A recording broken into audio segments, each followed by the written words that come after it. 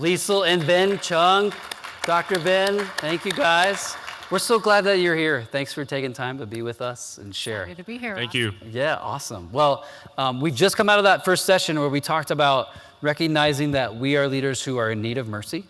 And as we were talking and getting to know each other, you guys have really powerful stories. In fact, if you guys didn't notice, in the email we sent out on Wednesday that probably went to your spam folder, so we sent you a text message to let you know the email was in the spam folder, there was a video that shared a little bit of y'all's story. So hopefully you had a chance to check that out. But we do want to let you guys give us a little bit of that journey, but then reflect on how that has started to shape how you're doing business, how you're leading your clinic. So, Leisle, maybe you start for us, helping us understand this picture. Sure. So, name's Leisle Chung. I was born in South Korea, but I grew up in a small town in Arkansas, a town with 1,400 people, because my parents, they worked in chicken houses and we had a family farm.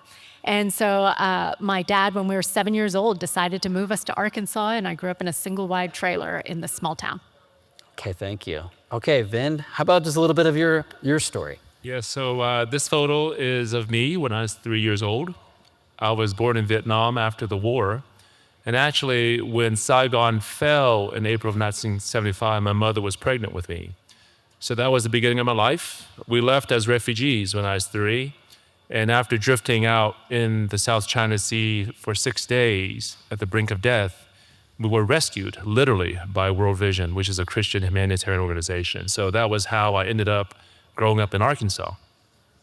Wow. Okay, so I think, yeah, awesome. Amazing stories. Really, there's been a lot of work done to help people understand your stories, and that is just central to how you guys are actually doing the work, which is kind of the idea of this session, is like, how do we help people think about the practices of what a mercy-shaped business looks like? And getting to hear you guys and learn about the work you're doing, there's definitely lots of evidence of that. But if you could spend just a little bit of time thinking about, okay, all the things that you're doing, this journey of being rescued literally, but also recognizing ourselves as being rescued. How has that started to shape what you do in your daily work? Well, if I were to talk a little bit about our business, we actually are so surprised that we're even here. And the reason is that we made this decision that we were going to move out to Colorado Springs. And at the time I was working as a management consultant, I felt like, well, as long as I'm near an airport, I can continue to do my work. And then Vinh, he's a skin cancer surgeon. So we decided to move to Colorado Springs, and then he couldn't find a job. And the thing that's crazy about this is I've known him since we were 17. He got into every college he applied to, every medical school he applied to, every scholarship he applied to. It was actually a little bit annoying, to tell you the truth. And then he cannot find a job. And I remember turning to him when the last door had closed, and I said, well, what if I take a 6-month leave of absence and I help you start a practice? And he thought about it for a few seconds and he said, okay. And so that's how we started. So that was when Leisle rescued me. So we talk about how even our practice in and of itself, it started out of failure. And so that's how we got our start. So that was pivotal for our identity. The other is a few years after we opened the practice, we made a trip to Cambodia because there was a project that we were sponsoring there with World Vision, and it was around the trafficking of children. And so when we were there, we saw some really difficult things. And we came back from that trip, and we were emotionally broken, spiritually broken. Vinh tore his ACL while he was playing with street kids, so he was even literally physically broken. And it's because if you look in this photo here, I met this young woman. She's a former prostitute. She was 17 years old, but when she was 15, she made a decision to go work in a brothel because it was the only way that she could support her family. A single mom who, she had a single mother who was too sick to work, and she had 2 younger siblings. And so she made this decision in order to support her family. And the irony of this photo that you're looking at is she asked me if she could do my hair and makeup because she was training to be a cosmetologist. And she asked me this because she wanted to thank me. And I'll be perfectly honest, I'm an American, so whenever I give anything, it's my extra. It doesn't matter how generous I think I am. It is literally my extra. And this is a woman who gave away everything she had. And she's the one doing my hair, thanking me for my generosity. And so we came back from that trip and we said, we can't live like this anymore. And so I think that was a point of surrender for us. Yeah, I think that when you look at work, everything we do could be broken down into 3 categories. One is self-preservation, which is through achievement, through acquiring, through accomplishing. The next category would be through loving others or mercy. This is through connection and giving.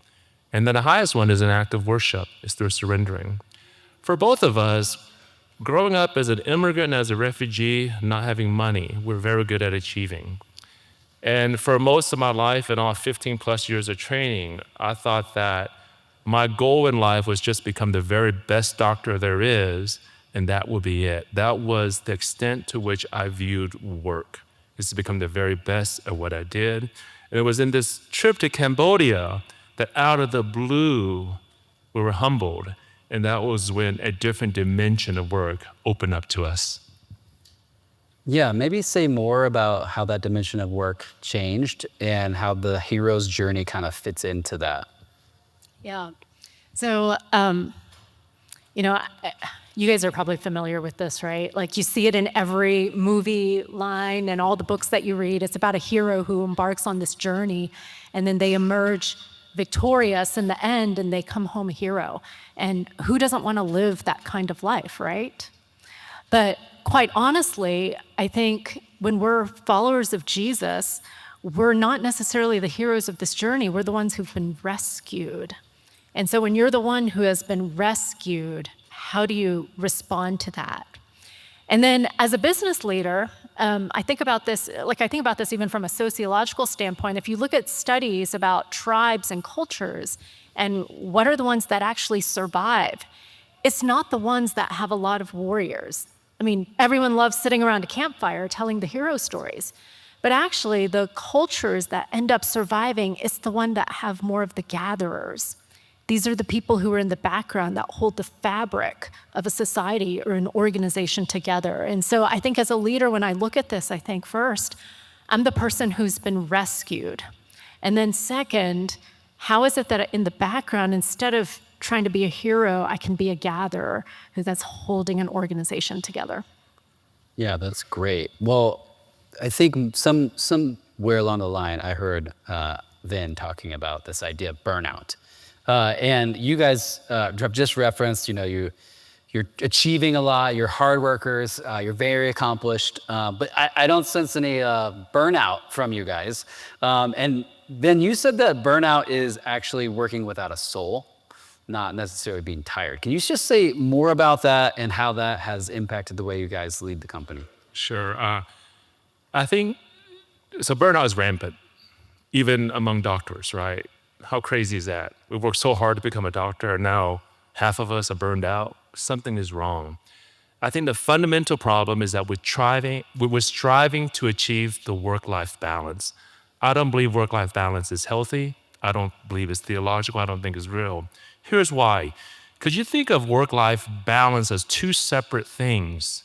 You see them as competing for your attention and your time.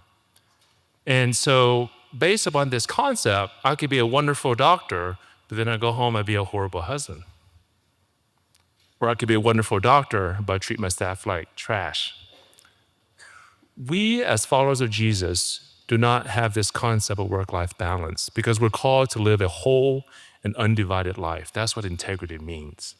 And so the reality is that whether you're at work or whether you're at home or whether you're at play, you have a finite number of hours that you have in your life, and it's ticking away. And you're never going to get it back. It's ticking away, regardless of what you're doing, where you are. And so the way to look at it from a theological perspective is that there's only work-life integration and alignment. Integration and alignment.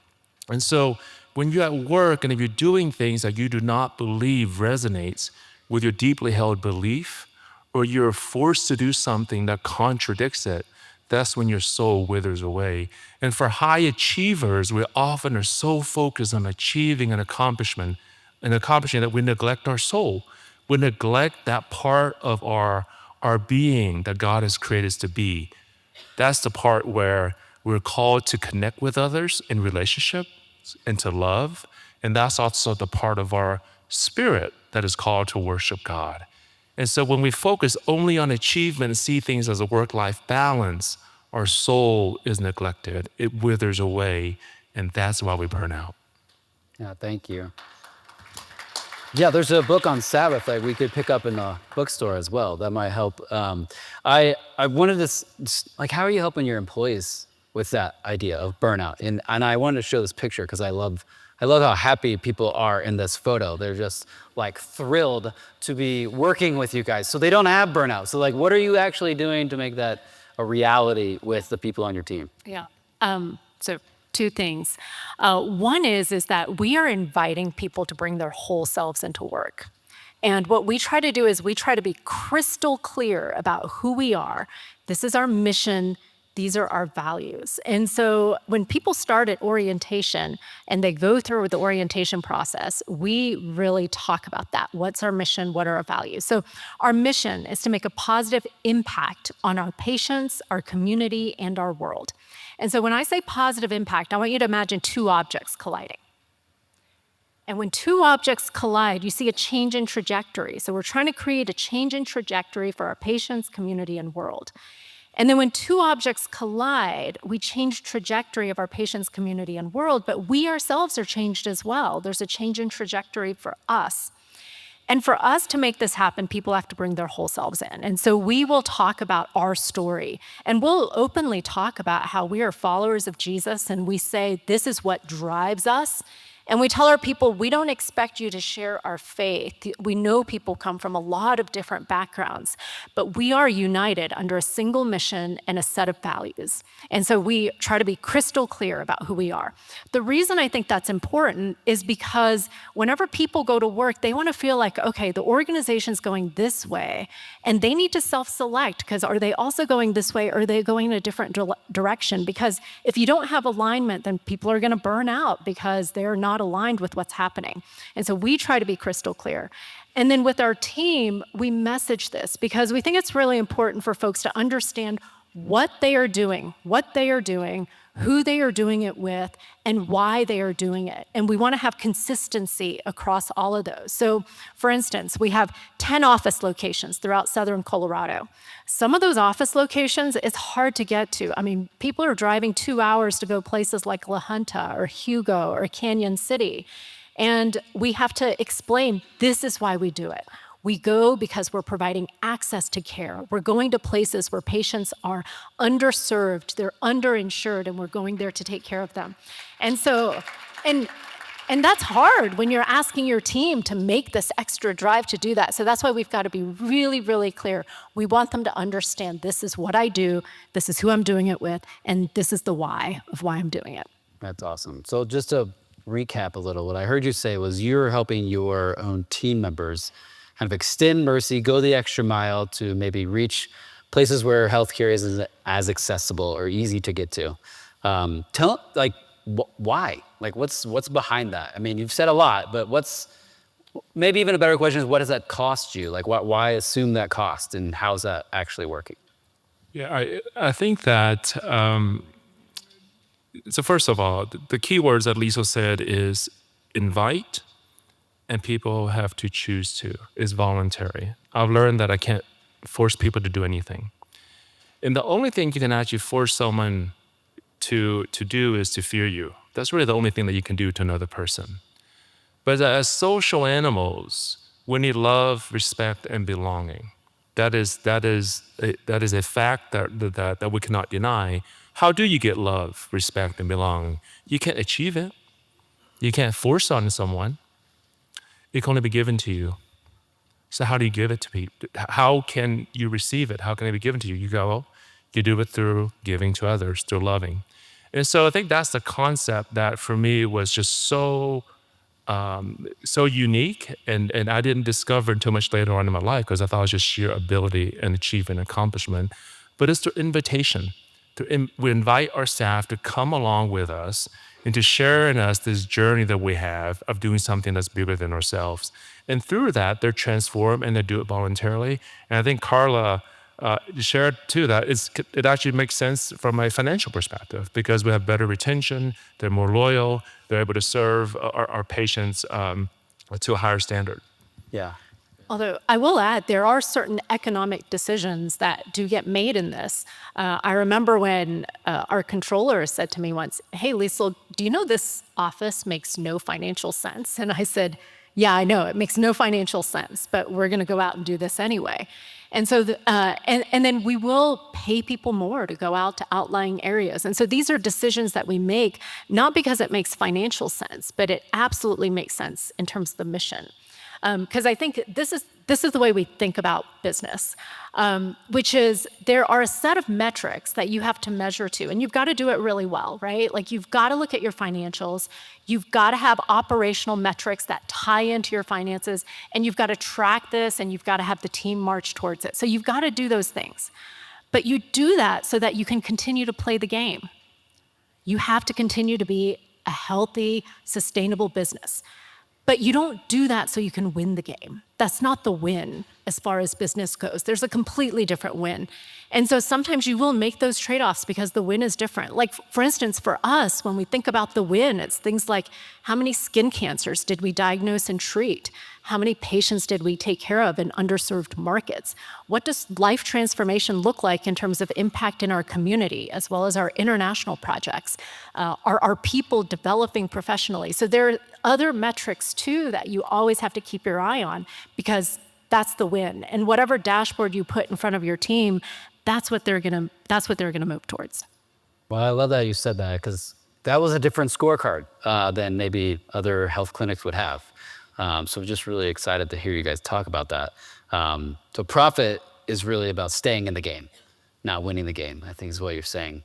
And then I wanted to show just some of the things you guys are doing. You're enabling your employees and your team to actually extend mercy outside of your patients as well in three ways. And I'll flash them up on the screen as you guys talk about that. But I also want to, in our last question, Vin, you got really excited when we talked about this idea of courage. You said fear is contagious, but so is courage. And I just thought, like, yeah, where does that come from? There's something deep inside of you that's kind of in you, in how you lead and how you hope the church can show up at work. So I'll scroll through the slides and you can talk about those, or you can talk about courage. Sure. So when I think about profit and purpose, talking about the concept of paradox, I think seemingly these are two opposite goals, right? Profit and purpose. But the true paradox where we truly thrive is when we can overlap those two. This is when we engage our body and our soul. Similar to love, right? When I look in this room, there's about 450 of you guys here. There's only one person in this room who can actually hurt me. None of you guys can hurt me. I don't care how accomplished you are, how powerful you are. That's what love does to you. You choose to be vulnerable. That's the opposite of achievement. It's the opposite of what I worked so hard for most of my life. And that's why you do to get out of poverty. But now, we're choosing to love. We're choosing to submit. We're choosing to surrender. Because there's more to us than just survival and self-preservation. We have a soul. We must engage in it. And how do you engage in it? You engage in it by pursuing that which is worthy of surrendering. You engage in things that bring you towards that which is good, beautiful, and true. And when I reflect on my life, I'm always haunted by this one experience I have. It was when I was an 8th grader playing football. I was one of the few kids that got selected to dress out for the 9th grade football team. So that was a big deal because I got to wear my jersey throughout class. You're strutting around. And then we get to dress out. We ride in a bus. We went to the game. It was a big game.